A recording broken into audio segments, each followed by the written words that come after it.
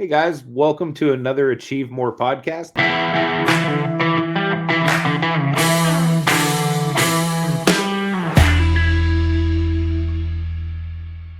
My name is Anthony, and you can find me on YouTube at Picksburgh.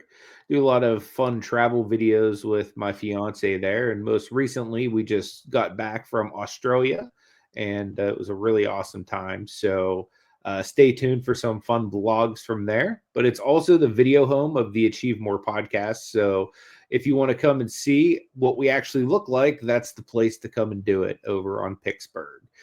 My co-host is with me as always. We have Michael at Huddle Card Collection. How you doing, brother? Great, Anthony. How are you doing? Can't complain, man. Glad to have you with me again. Thank you for having me. Michael hosts his own podcast every single week on Wednesday evenings over on Huddle Card Collection. It's at 10 p.m. Eastern Standard Time. He talks about collectibles and the hobby and fun stuff like that. So if you're into any of that cool stuff, go over to Huddle Card Collection and subscribe to his channel. And let's help get him over to 1,000 subscribers, guys. He puts out some great content over there. Anything new going on over there, Michael? No, not really. We're getting ready. Again, you had podcasts like you said. If again, just to reiterate, if you're into sports cards, collectibles, and you like to talk about not only just the collecting aspect, but buying and selling, value, non-value, and all that kind of stuff, come on over. We'd love to have you. Very good interactive chat. Yeah, very much so. As much as this is a recorded podcast, Michael's is live, so you can actually type right there and ask him questions and get answers in real time. You don't have to wait a week for us to come back like you do here. So definitely check that out if you get a chance, guys.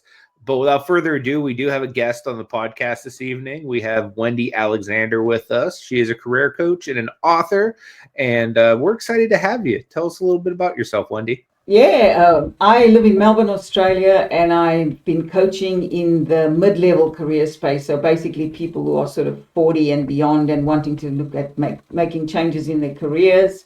Mm-hmm. So most of my clients for a long time were men, but then now I'm noticing that there are midlife women who are going through that midlife change, and they seem to be wanting to make career shifts, either leave the very stressful job or go and do something that they sort of thought about doing for maybe 2 decades, but, bills, responsibilities, mortgage payments, all of those things kept them stuck in jobs that maybe they didn't enjoy as much. So I work in that space, and I work globally. For a long time, it was mostly clients in, like Australia, New Zealand, and Southeast Asia. But now I'm working with people across the world, the US, UK, Europe. Yeah. So that's awesome. That's what I do. That's what I love doing. That's really cool. So you help people find out their path in life and how to actually achieve it. So that's awesome. Correct. Nice. What made you want to get into that professionally? I actually started out, the whole journey came about with me trying to make a big shift for myself.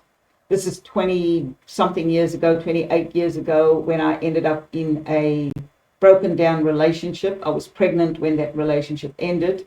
4 months pregnant. The house sold at a loss, a house that I'd worked 3 jobs for. And the father of my daughter, walked away without any responsibility and left me with so the house sold at a loss. He walked away. He declared bankruptcy. Banks came after me, and I had to make a change. And so I was on maternity leave when I realized I'm not going to be able to really support me and my daughter on the current income. So I was like, how do I earn more money? That was the big question at the time. And it was also around a time of incredible trauma, because the end of that relationship came about with domestic violence on his part. I had to go into hospital, baby and I barely survived. So there was a lot going on at the time. But I remember thinking, I have got to figure out a way to support this child, and I've got to figure out a way to pay down the debt. So I actually approached recruiters and hiring people and started to ask them for help, because I was like, I need to go directly to the people that can help me, the people who make the decisions around hiring and firing and all that.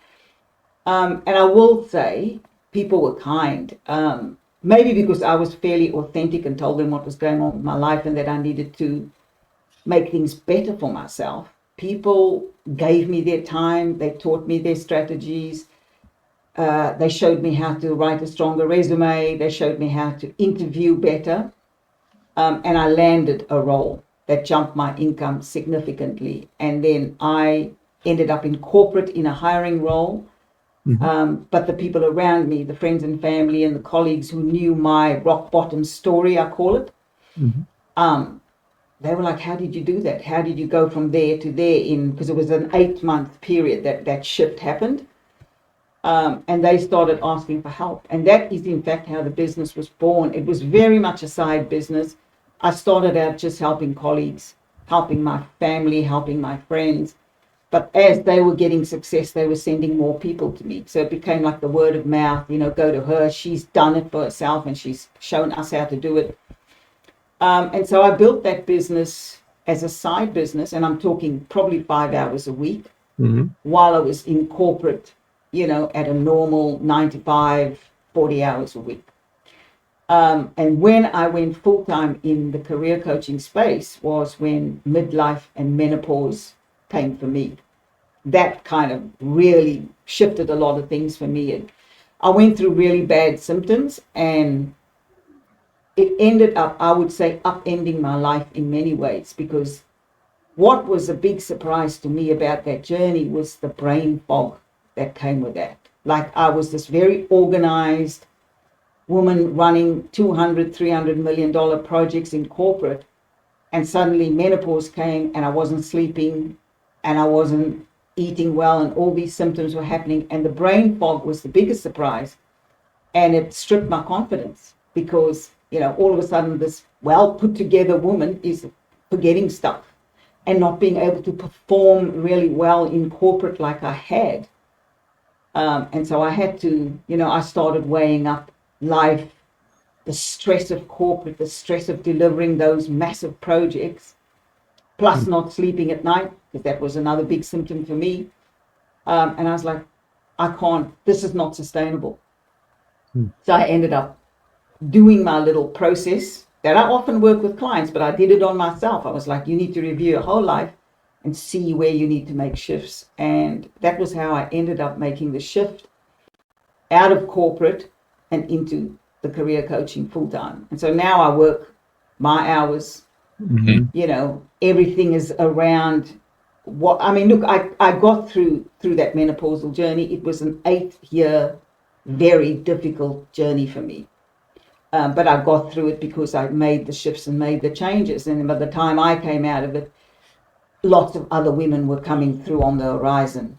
And, we started talking about it more, because for a long time that was not spoken about in corporate. I think there's still a lot of conversation to be had around it, but at least it's starting to open up now. And there's a recognition that midlife women, if you don't want to lose their talents and the intellectual property that they come with, then you need to have those conversations. There needs to be support in the workforce for women.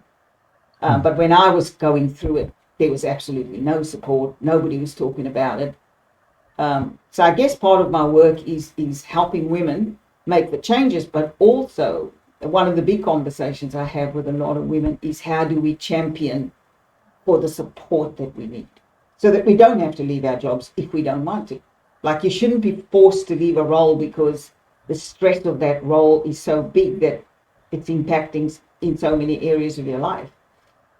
So that's kind of the work that I do now. It's not just helping women make the shift or leave the very stressful roles. In some cases, the women don't want to leave the job, but they do want to get the support that they don't have. And so sometimes the conversation is with HR departments, human resources, and trying to figure out how they can be supported. So yeah. So do you join them on those conversations, or do you give them the information they need to then go to HR to have those conversations? Yeah, so I haven't yet been invited to join those conversations, like go into the HR departments, and I can understand why, because I don't work for those companies, and there's a big confidentiality piece around that, right?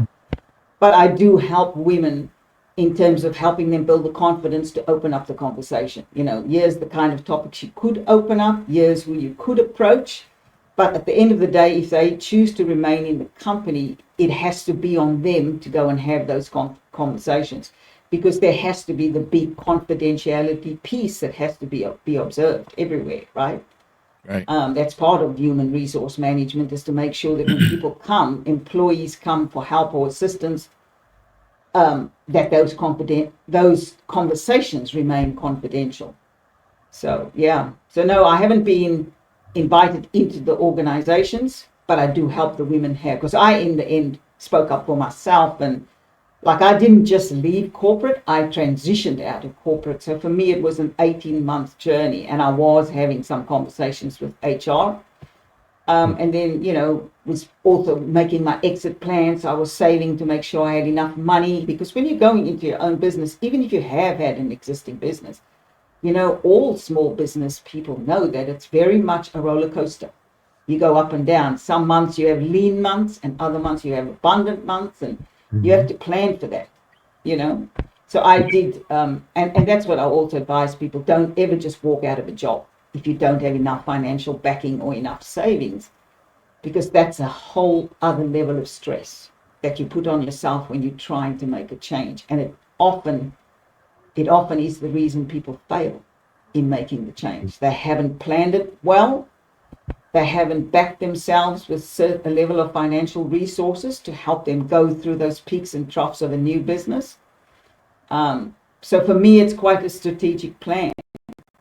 Like I'm very much I call myself a feet on the ground kind of girl. I've never had my heads in the clouds, so it's like, yes, you can have a big dream and you can want to have your own business and all these different things, but there needs to be practicality and planning around making that happen, Makes if sense. you don't want to end up with a very stressful environment or situation.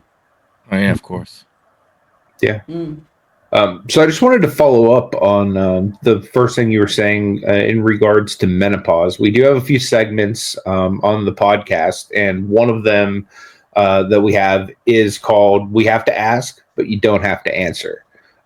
This Okay, week, yep. the question for that segment is: as men, we don't have any kind of understanding or grasp on kind of how menopause affects you as a woman. So can you explain, like you've already kind of talked about the brain fog and stuff like that. Can you explain, like, for any other guys listening to this, kind of how that affects a woman, and then also what unique things it brings into the workplace, like what kind of obstacles you have to overcome. And then lastly, how do you feel like you could be, or not just you, but women in general could be supported better in a workplace environment, like when they're dealing with menopause or certain symptoms like that? Okay, so look, the first thing I will say is that with menopause, the estrogen is lowering in the body. Mm-hmm. And a lot of people don't understand, and I certainly didn't understand the impact of estrogen lowering in my body. But there are a number of symptoms that come with it. So, all those symptoms I spoke about, the insomnia is one. So, lack of sleep. You literally feel like you're raising a newborn because you're not sleeping, right? And that affects a lot of women. Then there's the brain fog, which I think a lot of women are surprised by, because we get told we're going to have night sweats, hot sweats, might not sleep very well, all this type of thing.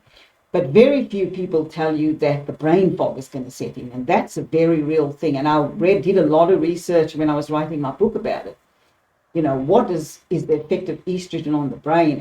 And there's a lot of research around how much it causes this brain fog. So when you're suffering from brain fog, for a lot of women, that becomes like a real dent to the confidence. Because you can be a high performer. Like I was a high performer in corporate, delivering major projects, the only female on a lot of these teams that were dominated by male CEOs and things like that. And I was able to hold my own in those spaces. But then suddenly the brain is just not remembering things. I'm forgetting things.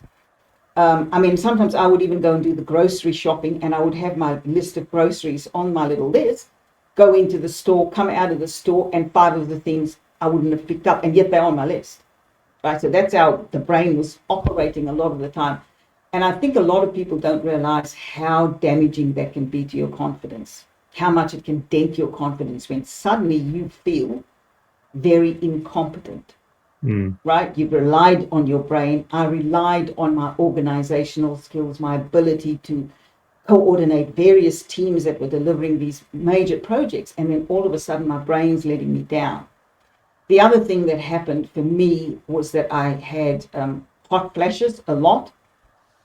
So I'd be sitting in meetings, and with my hot flashes came severe nausea. Not every woman goes through this, but I did.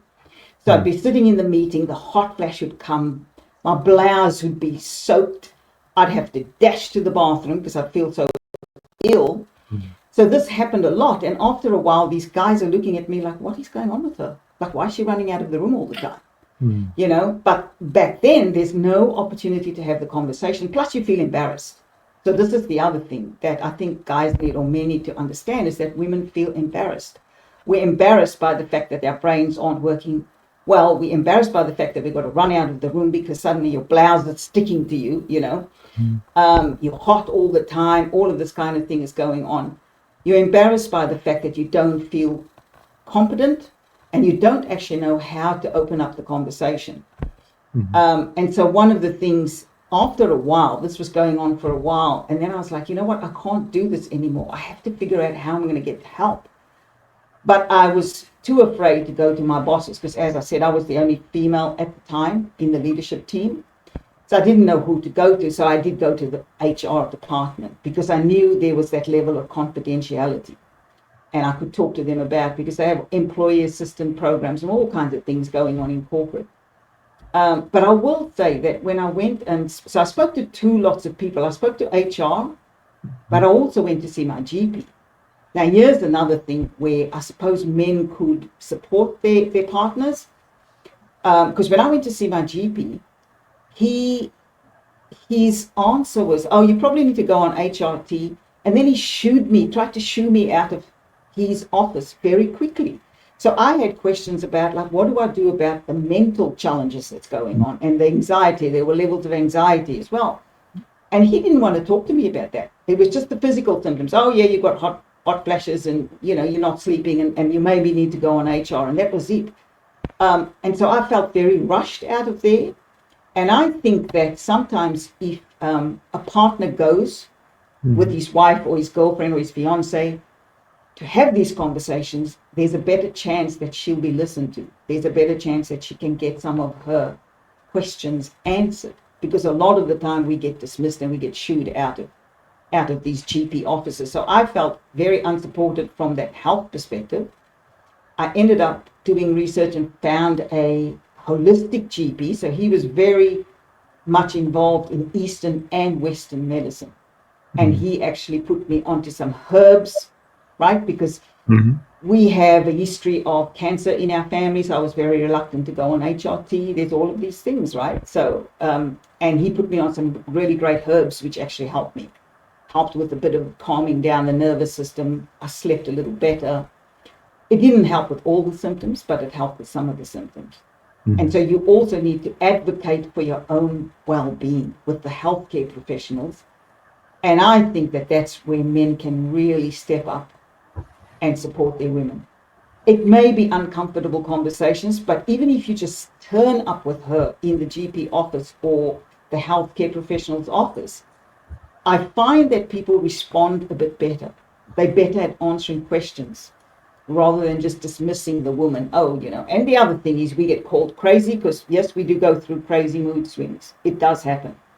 That is part of the estrogen lowering and affecting of the moods and the hormones. And I think the worst thing that you can say to a woman when she's going through such a difficult time is, you crazy. That's like such a dismissal, even if she is crazy. Because I will be honest and say, I behaved crazy. There were times I was absolutely crazy in my house. But I will say my partner, you know, supported me through it. You know, and he, you know, he's in corporate. He has a very high-powered role as well. He hires for some of the biggest projects here in Australia. And he noticed that he was losing the midlife woman. Some of these women were exiting his projects, and he was like, what is going on? And I said to him, I bet you they're going through menopause. Mm. You're losing your really great talent because there's no support for them. So he's become a champion and an advocate for the midlife woman in the companies that he's worked in. So that's another way you can support women, is be open to the conversation, even if it's awkward, because it is awkward. And she's going to stumble her way through it because half the time we don't know what's going on, right? We haven't been educated in terms of, we know the physical symptoms, but when it comes to the brain, the mental symptoms, and the anxiety symptoms, those are stuff that's new to us as well. And we're afraid to talk about it because we're afraid to be viewed a certain way and then treated a certain way as well, right? Because there's still levels of prejudices around mental illness or any kind of something related to mental stuff. There's still levels of prejudice there, right? So woman's going to be very reluctant when she's already working in a space where she has to be fairly competent to hold that space, right? Because it is largely dominated by males. And then suddenly she's not feeling competent. It's going to be difficult. It becomes a whole trust conversation. But I think the more you talk about it and the more men ask the questions with that energy of support, I want to help, you make women feel safer. And when they feel safer, they're going to talk more about it. And I think it's actually a collaborative effort that needs to happen between men and women. They need to work together. Because the thing is, you know, guys have got partners too. What I found is when we started talking, and even now with the women that I help speak, some of the men have been waiting for the conversation. Why? Because their wives are going through it. Their partners are going through it. They don't understand it, but they don't know how to approach it. So when women start talking about it in the workplace, they go, oh my God, is that what it's all about? Is that what she's going through? You know, so it becomes a better understanding for them as well. Yeah, it makes a lot of sense. Yeah. Out of curiosity, do you find that most of these women that are going through menopausal symptoms are still more than adequate to carry on in their active roles, even in high-powered positions? Or do you find that they are more suited to kind of transition into something else? Look, I think for some women, they find they can still cope. You know, it depends on the severity of their symptoms. So not every woman goes through really severe symptoms. They go through mild symptoms, medium symptoms, and then there's severe symptoms. But I think at the end of the day, it comes down to a choice. It needs to be the woman's choice. Do I want to continue? Maybe a woman in a high-powered role really loves her job, but she could get support by, you know, here in Australia, I don't know if it happens in the US, but when we go on maternity leave, when we've had children, they have what they call job share. So 2 women might come back off maternity leave and they do 2.5 days each a week, right? So we've got this job share situation that's been happening in corporate for years. And so that's how they support mothers, new mothers. So why can't they do the same for midlife women? Why can't you create a job share situation where you got, okay, these are 2 great women, they've got great intellectual property, they've got a lot of experience, but they're not up to working 5 days a week, 10-hour days anymore. They need to rest, they need to sleep, they need to get things under control in that midlife journey. But we could support them by having 2 of them do 1 job. So they work 2.5 days each. Like I see that was very, very effective for women coming off maternity leave here in Australia. Why can't you do it for the midlife woman? Right? And so these are some of the things with my female clients, when I'm working with them, I propose that to them. I go, let's go and ask. What can they do? They can only say no. The thing is, a lot of HR people are suddenly open because they're like, you know what? That is one way to hang on to the talent that we have. Right? Absolutely. So suddenly they open to a different conversation. So it comes down to the woman. For me personally, the role that I was doing, the level of stress and the level of responsibility was quite high. And I knew that unless they gave me that 2 of us doing the role, it wasn't sustainable for me to be doing that role. And so part of the reason I left was because I no longer felt I could do justice to the role anymore at that level of responsibility, given the amount of stress and things that my body was going through. And I had the other business, and I was loving helping people get their careers get the jobs they wanted, help them, just in interviews. I was loving that a lot more than my day job. So I Yeah, switched, makes a lot right? of For sense. me, that is what Yeah. worked for me. Yeah. Just to follow up on that, I do have a few questions just in regards to your job in career coaching. What do you think the importance is for LinkedIn for people that are looking for a change in their career? So LinkedIn, I think, is very undervalued by so many professionals. Because LinkedIn is a better version of going to a meetup. So back in my day, 20 something years ago, if I wanted opportunities or I wanted to meet people who were decision makers of big companies, for example, say I identified I wanted to go work at a bank. The only way I would get to meet those decision makers was to go to webinars or to seminars and meet them in person. So what you did was like a speed dating situation with somebody. You'd go to this conference, you'd meet all these decision makers, you'd have to hand them a business card, you'd grab their business card. It was such a long, tedious process.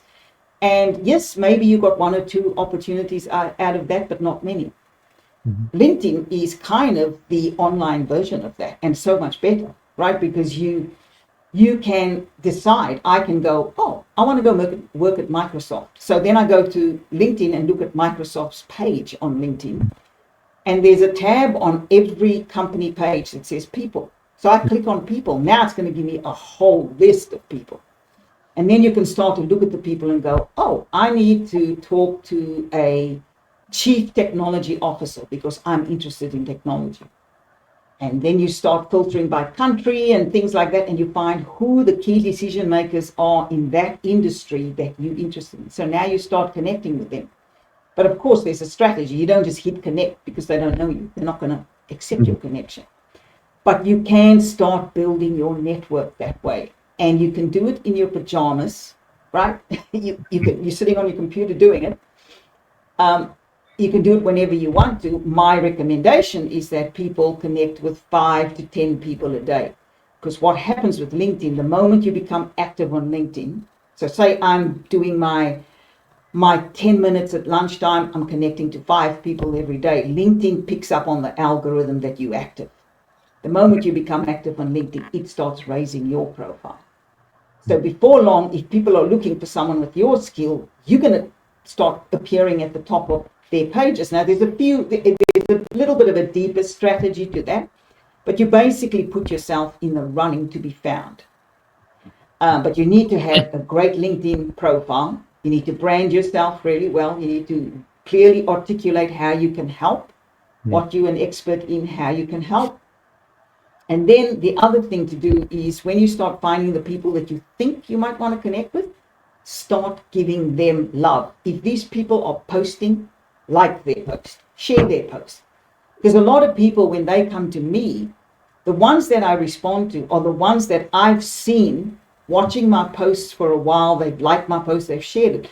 By the time they reach out to me and say, can you help me get better at interviews? I already know that person.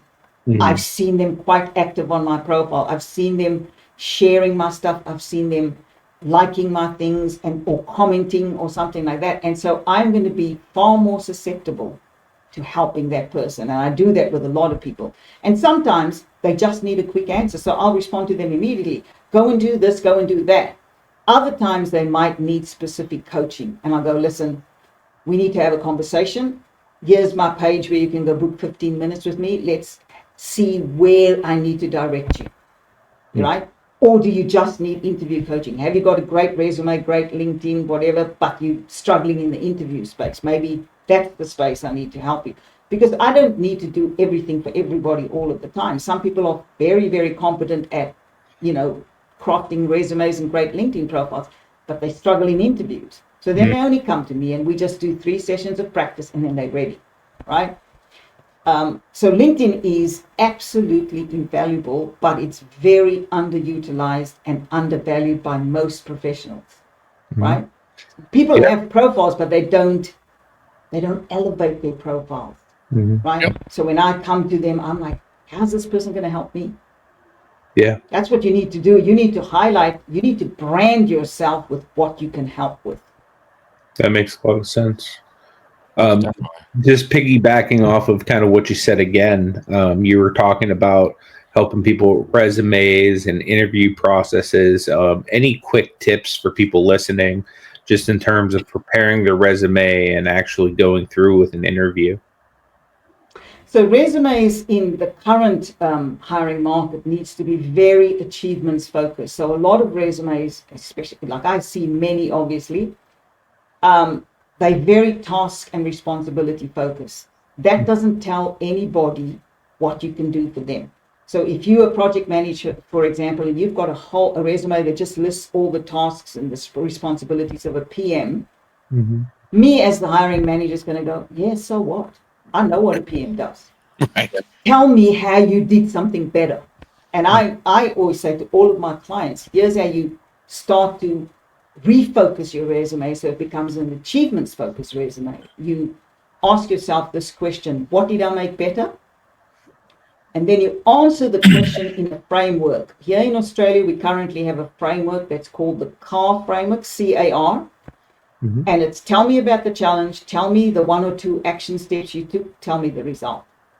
So you ask yourself, what did I make better? And then you go, what was the challenge? What were the actions I took? What was the result? That is an achievements focused resume. And that's the kind of resumes that's going to make you stand out from the people who are just doing task and responsibility focused resumes. And you're going to get the interview, especially in a tight market. And then with regards to interviews, you frame up your things very similarly. Always keep that very simple framework in mind. Challenge, action, result, and have your stories prepared. And I say to people, you only need to have probably 6 to 10 little examples from your whole career prepared, because you're going to be able to use them for more than one scenario. So have something prepared around when you worked with someone who was difficult, or when you worked on a difficult project, right? Have something prepared around that. Have something prepared around team building. Where was the time when you did a process or introduced something that uplifted the team, right? Things like that. Or where did you create a process where maybe it was taking 2 weeks to do something, you introduced a process and now you cut it down to 3 days, right? These are the types of samples you need to have ready when you're going for your interviews. And people who have those, and they stay very tight, also be very succinct in your communication. Do not waffle, okay? Because when you waffle, you taking up a lot of time, and you always need to keep your interviewer in mind. The interviewer will have prepared at least 10 to 12 questions, 15 questions sometimes. If you've waffled, say you get given 45 minutes for an interview or an hour, and you've waffled through every question, that interviewer is only going to get to ask you about 7 or 8 questions. That means there's like 5 or 6 that they haven't asked. And those 5 or 6 could be the ones around culture fit. Do you fit into our company culture? All of these things. So now you leave them scratching their head going, yeah, that person performed well on those 7 questions, but I didn't get to ask them the other 5. And so I don't know if they're the right fit for our culture. And usually they're the people that don't get the job.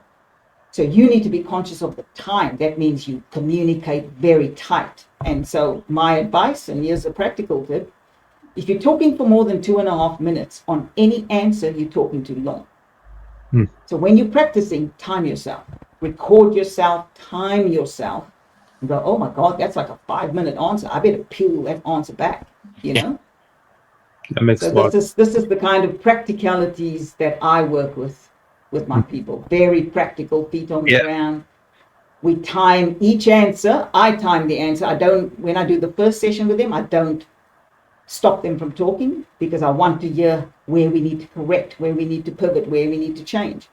But by the time we on the second practice session, they are giving me 2-minute answers, 2.5-minute answers, and no more, right? Because I want to get them through the interview. You need to get your interviewer to ask you all the questions that they have. And if there's time left over, they will probably ask you, do you have any questions for us? And always make sure you have 1 or 2 questions prepared in case there's an opportunity for you to ask. That makes Do people People come to you when they come to you and they're looking for that help and everything.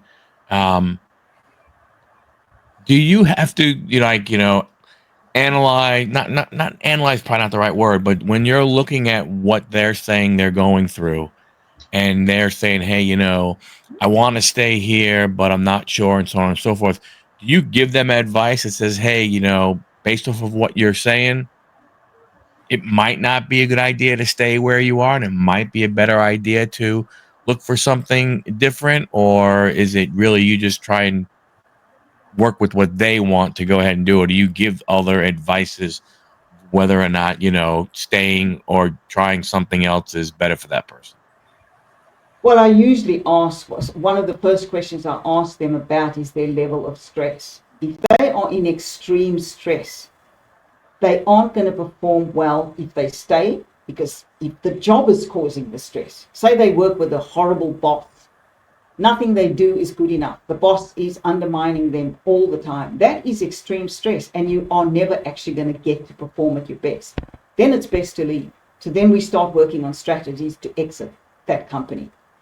But sometimes the level of stress is outside of work. It is menopause, for example. Midlife woman is not sleeping at night, whatever, in brain fog, all of these things. Or there could be a family situation going on. They may have aging parents and one of the parents is transitioning, dying, all of this. There's so many factors that can put stress on an individual. So we try and dig into that, but I never give them advice on how to manage that stress because I'm not a psychologist. But I do tell them that they need to go get that. And I've seen psychologists in my time. There's no stigma around it. If you need support, go get it. But then I say, okay, look, you probably could find an opportunity to be supported within your company, right? Mm-hmm. You just haven't shared. You holding all this information in because you think it's going to maybe have the boss turn against you. But here's where you go to HR. Here's where you go have those confidential conversations. Like, this is going on in my life right now, and I don't feel like I'm performing at my best.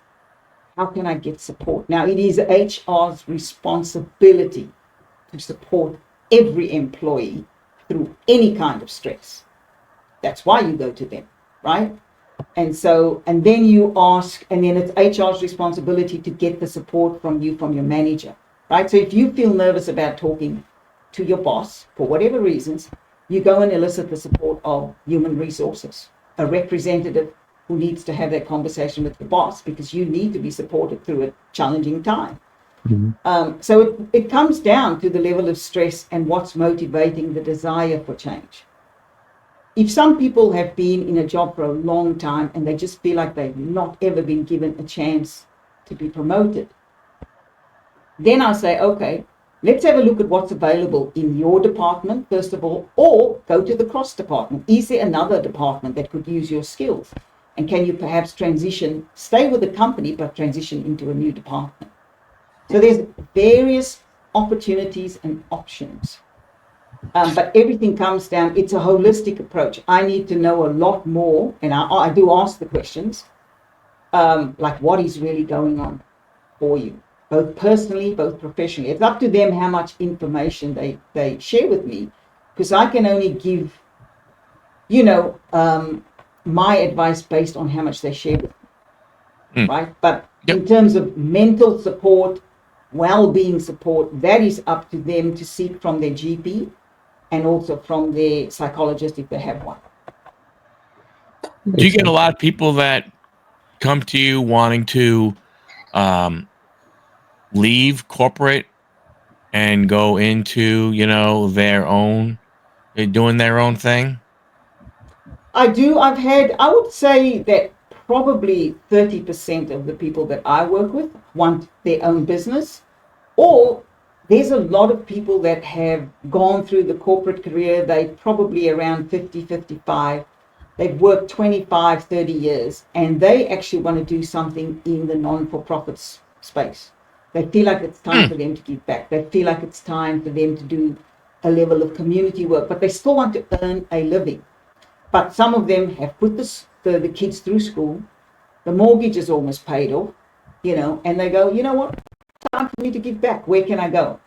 So yes, I work with those people who come and say, I might want to go work in nonprofit. How do I translate my skills from corporate into that section? And then we go through a similar process. We go and find the companies, social enterprise companies, who are operating in that space. Okay, identify your top 10, and then we start approaching leaders from those top 10. And here's the tip that I give to every person I've ever worked with, because it worked for me and it's worked very well for a lot of my clients. If you don't know what you really want to do, but you want to test the waters, go and volunteer somewhere. Because the skills that you're going to gain, for example, if you want to go and work in a non-for-profit, maybe go volunteer in that non-for-profit for 3 months or 6 months. A lot of my clients, and this happened to me as well, I was volunteering for an organization that collected food for the homeless, and we would cook food and feed the homeless. But the people that were volunteering with me, there was 3 CEOs, because they now at that level too, where they're wanting to give back, right? And one of the CEOs approached me and said, I'm watching you. I've been watching you for a few weeks now, and you have this way of communicating with people. And he said, I need a really good communications person on my team. Would you like a job?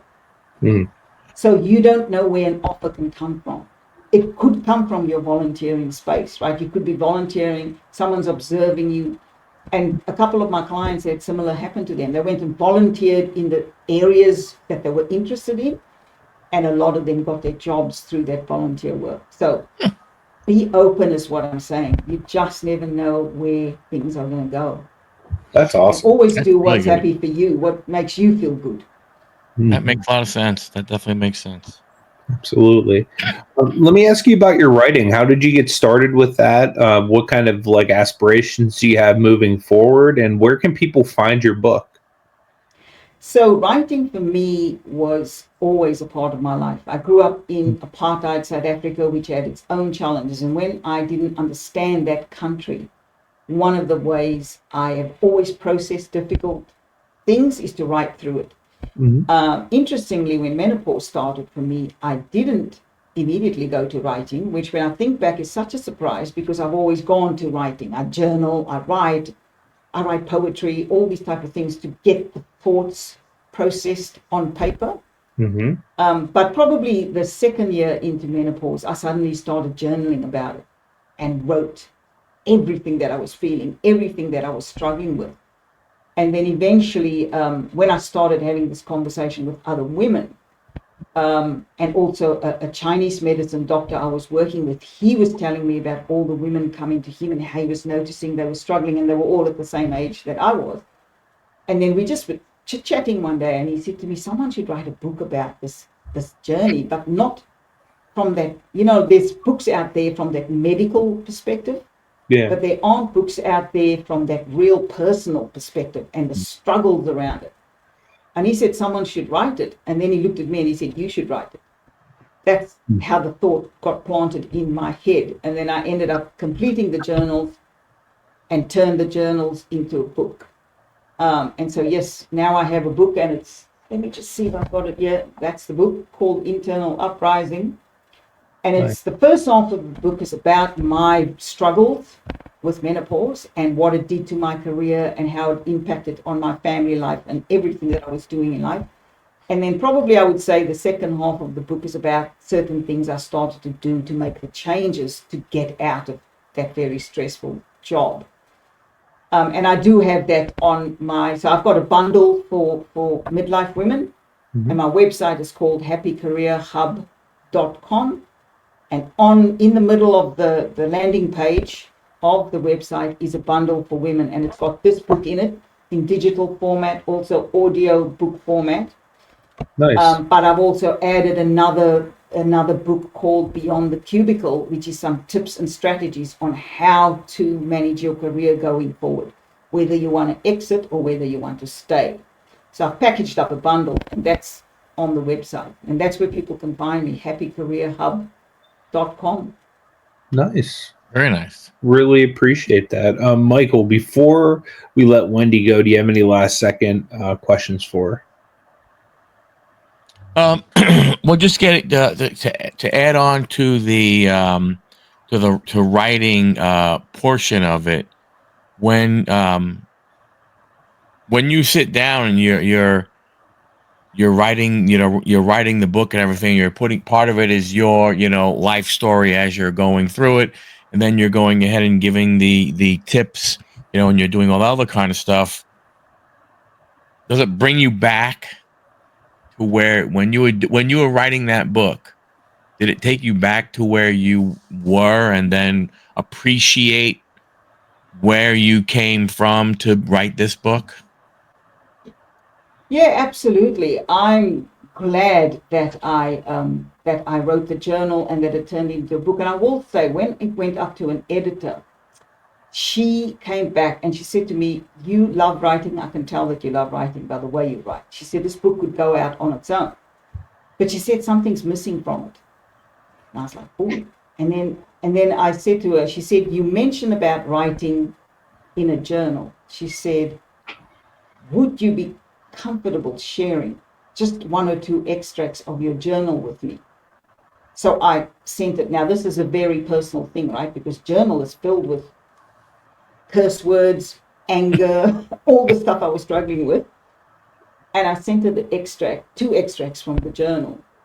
And she came back and she said, "That's what's missing from the book." She said, "That level of vulnerability, that level of personal story, like real raw story," she said, "that's what's missing."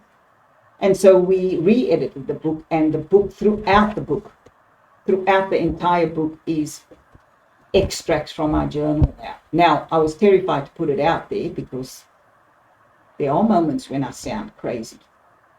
But I realized that if I was going to make a difference to other women, I had to share that.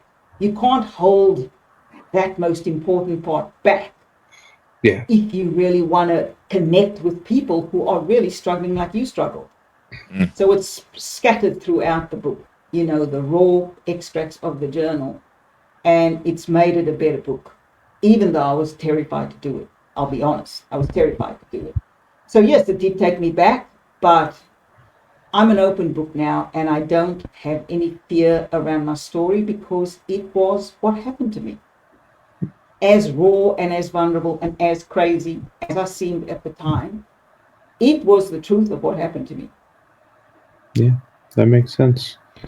And we genuinely appreciate you taking your time to share all of this with us this evening.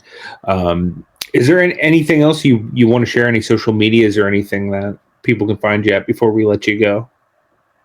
So the other space they can find me is my handle at LinkedIn is Wendy A. Alexander. So I couldn't get Wendy Alexander. Someone had taken it, so I put my middle initial. So Wendy A. Alexander is my LinkedIn handle. And I write articles there every day. I put up videos, and all that is where I offer all my free advice and free tips. Nice. And people can interact with me. A lot of my clients have come from LinkedIn because I share all the free tips that I have. It's all on LinkedIn. So if you want to see how I work or the advice on certain things, because sometimes I'll just put a post up about, how to answer this type of interview question, right? Or sometimes I give a short video. Here's what you can do, if you're feeling like this, or here's what you can do to strengthen your resume and things like that. So all those are on LinkedIn. So it's Wendy A. Alexander on LinkedIn. And then happycareerhub.com is the best way to find me, because my calendar's there as well if people want to book a 15-minute chat with me if they're not sure about the direction that they need to go. That's awesome. That's great. Again, thanks. We genuinely appreciate this, Wendy. This has been phenomenal. And guys listening, make sure you go and check out Wendy. Get her book. Go over to Huddle Card Collection. Subscribe to Michael.